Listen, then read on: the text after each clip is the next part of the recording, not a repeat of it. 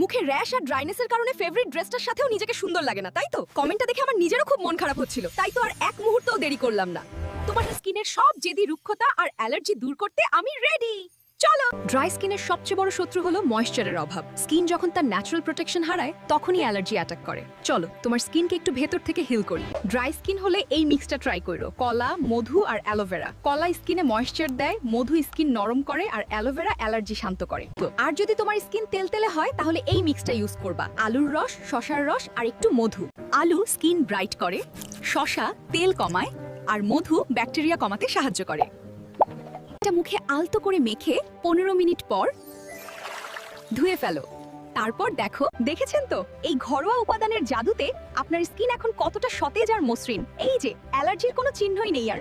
এখন বলুন আপনার স্কিনের আর কি কষ্ট আছে? কোনো দ্বিধা না করে আমাকে কমেন্টে জানান।